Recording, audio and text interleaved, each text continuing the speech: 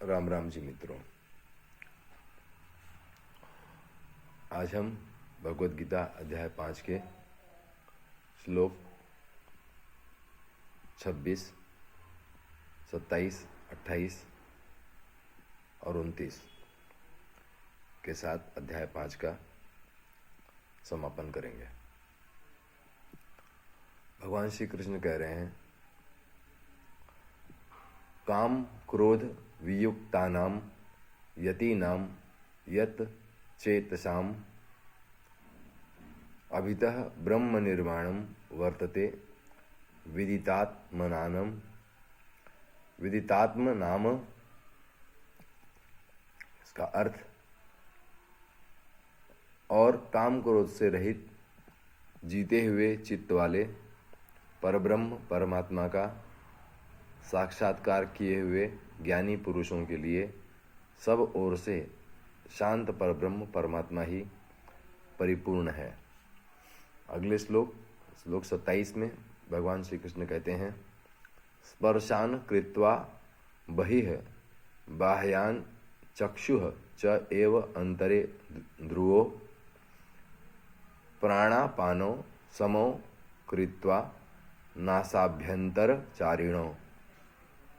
श्लोक 28 में कहते हैं, यतेन्द्रिय मनोबुद्धि मुनिः मोक्षपरायणः विगतेच्छाभय क्रोधः यः सदा मुक्तः एव सः।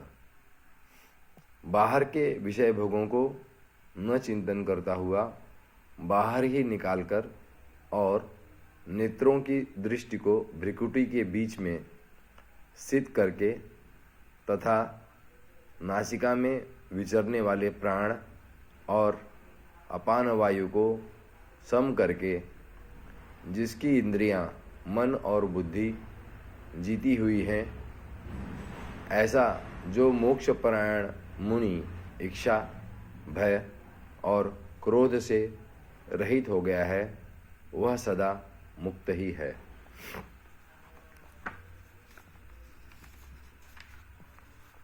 आखिरी श्लोक में भगवान श्री कृष्ण कहते हैं, भोक्तारम यज्ञतपसाम सर्वलोक महेश्वरम सुहृदम सर्वभूतानाम ज्ञात्वा मामु शांतिम ऋक्षति। मुझको सब यज्ञ और तपों का भोगने वाला, संपूर्ण लोकों के ईश्वरों का भी ईश्वर तथा संपूर्ण भूत प्राणियों का सुहृद अर्थात स्वार्थ रहित दयालु और प्रेमी, ऐसा तत्व से जानकर शांति को प्राप्त होता है। भगवान श्री कृष्ण ने इसमें कुछ एक और भी तरीका जोड़ा है, जिससे कि भगवान श्री कृष्ण को ही हम प्राप्त हो जाते हैं या उस परम तत्व को प्राप्त हो जाते हैं।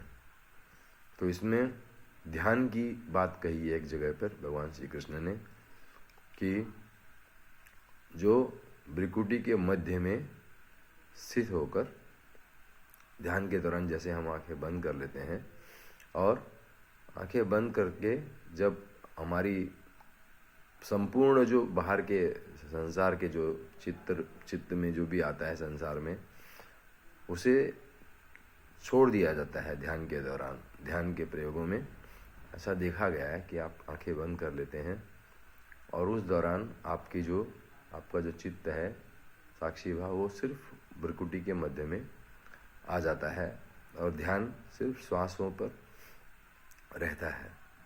तो उस दौरान भी आप उस परमात्म तत्व में एक लीनता को उपलब्ध हो जाते हो। इसीलिए सभी महात्माओं को आपने देखा होगा, भगवान शिव जी को आपने देखा होगा, वो ध्यान की मुद्रा में है। भगवान बुद्ध को भी आपने देखा होगा, वो ध्यान की मुद्रा में है। तो ध्यान का एक और आयाम भगवान श्री कृष्ण ने अपने इसमें जोड़ दिया है कि कैसे उस परमात्म तत्व को पाया जाए। आज इतना ही। धन्यवाद। सुबह की राम राम जी।